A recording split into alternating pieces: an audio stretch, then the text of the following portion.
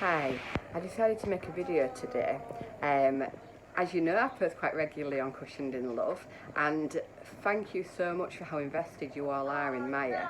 And I just thought instead of making a random post, I was going to be more human and be more confident and brave, and post it as a video blog.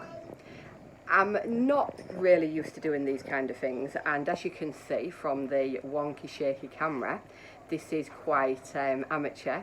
Usually all the graphics and any of the animations or illustrations, confession time, but it's my husband Lewis, so well done to him.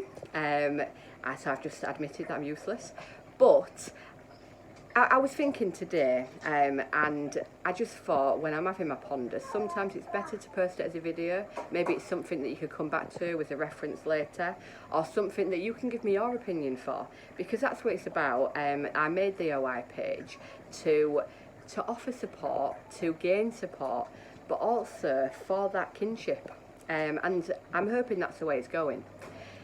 My thoughts today really is about birth defects and about support and about the idea of the perfect pregnancy. If it exists, does it exist? I'm really not sure.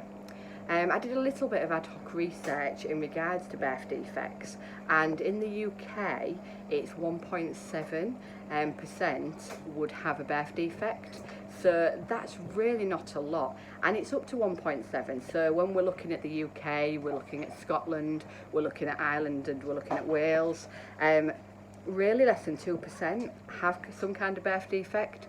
Now when I'm talking about birth defects, I'm also speaking about things that maybe are not genetic, things that have just happened randomly. There's lots of different severities of a birth defect. So again, I'm not sure if that research does stand up. In the US, it's 1 in every 33 live births. So every 4.5 minutes, a baby is born with something that is classed as an abnormality. Again, do you know, is that subjective? What do we class as an abnormality? What I class is maybe different to somebody else, vice versa, I don't know.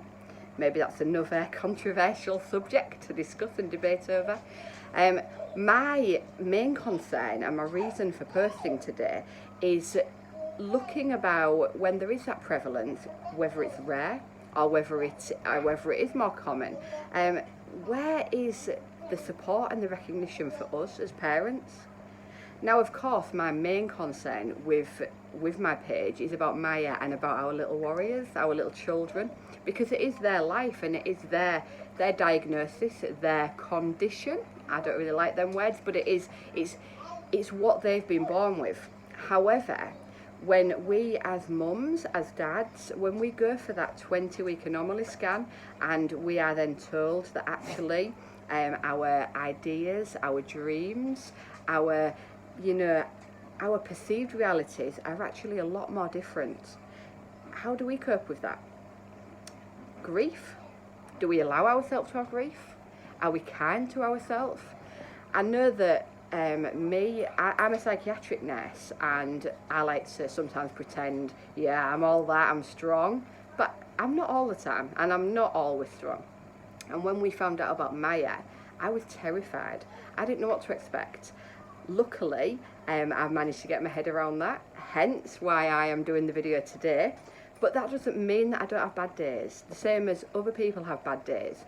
And it's not just whether a baby's got OI, it could be a baby has autism, a baby has some kind of other disorder. There's so many disorders, invisible disorders, and again, do I like that word disorder? No, I don't. But what I'm trying to do is I'm trying to be generic for everybody. In the UK, we do have crisis intervention teams, we have perinatal teams that do get involved when a woman hits crisis after a pregnancy within the first 12 months. But what if you don't hit crisis? What if you actually have fantastic family support, you have group support, like I found with the OI community?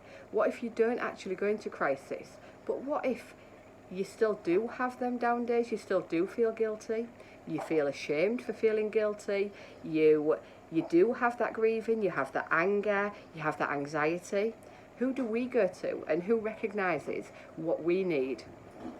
Something again to ponder on, because are we the forgotten ones? Do you know, as a mother of a child with a disability, with special needs, life changes. It does change, and there is so many positives and so many things that I can feel blessed for. But there's also things that are really, really scary. I'm terrified about when Maya fractures, and I don't know what the future holds. All I know is that I will make it the best future that it can be for her. But sometimes maybe I do need that support. Maybe you do. Again, it's something to think about, and that's something again that I want to raise awareness for, to educate for, and if I can be an advocate in any way, that's what it's all about.